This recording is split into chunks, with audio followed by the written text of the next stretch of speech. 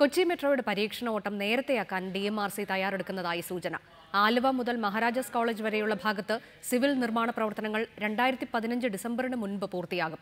കോച്ചുകൾ എത്തിയാൽ 2015 ഡിസംബറിൽ ആലുവ മുതൽ പാലാരിവട്ടം വരെയും 2016 മാർച്ചോടെ മഹാരാജാസ് കോളേജ് വരെയും പരീക്ഷണ ഓട്ടം നടത്താനാണ് DMRCയുടെ തീരുമാനം.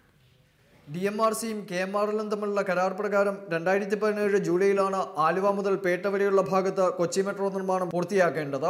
എന്നാൽ 2016 ജൂലൈയിൽ തന്നെ പദ്ധതി കമ്മീഷൻ ചെയ്യുമെന്ന് മെട്രോ നിർമ്മാണ ഉദ്ഘാടന വേളയിൽ DMRC മുഖ്യോപദേഷ്ടാവ് E. ശ്രീധരൻ പ്രഖ്യാപിക്കുകയായിരുന്നു. സ്ഥലമേറ്റെടുക്കൽ നടപടികളിലെ കാലതാമസം മൂലം 2016 പൂർത്തിയാക്കേണ്ട ഒന്നാം ഘട്ട നിർമ്മാണ പ്രവർത്തനം ആലുവ മുതൽ മഹാരാജാസ് കോളേജ് വരെയാക്കി ചുരുക്കുകയായിരുന്നു. എന്നാൽ ഇടപ്പള്ളി മുതൽ മഹാരാജാസ് വരെയുള്ള ഭാഗത്തെ സ്ഥലമേറ്റെടുക്കൽ പൂർത്തിയാകാത്തതും മെട്രോയുടെ രണ്ടാം ഘട്ടം കലൂരിൽ നിന്നും കാക്കനാടിന് നീട്ടുന്നത് സംബന്ധിച്ചുള്ള അനിശ്ചിതത്വവും പദ്ധതി വീണ്ടും വൈകാനിടയാക്കുമെന്ന് DMRCക്ക് ആശങ്കയുണ്ട്. ഈ സാഹചര്യത്തിലാണ് പരീക്ഷണോട്ടം 2 ഘട്ടങ്ങളായി നടത്തുവാൻ DMRC തയ്യാറെടുക്കുന്നത്.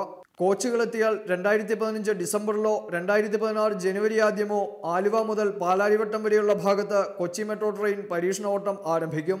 2016 മാർച്ചോടെ ആലുവ മുതൽ മഹാരാജാസ് കോളേജ് വരെയുള്ള ഭാഗത്ത് പൂർണ്ണമായും പരീക്ഷണോട്ടം പൂർത്തിയാക്കുവാൻ കഴിയുമെന്ന പ്രതീക്ഷയിലാണ് DMRC.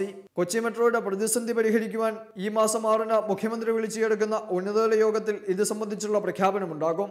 ഇതിനിടെ തദ്ദേശ സ്വയംഭരണ സ്ഥാപനങ്ങളിലേക്കുള്ള തെരഞ്ഞെടുപ്പിന് മുമ്പ് കൊച്ചി മെട്രോയുടെ പരീക്ഷണോട്ടം നടത്തണമെന്ന നിലപാടിലാണ് സംസ്ഥാന സർക്കാർ. Anil George, reporter, Kochi.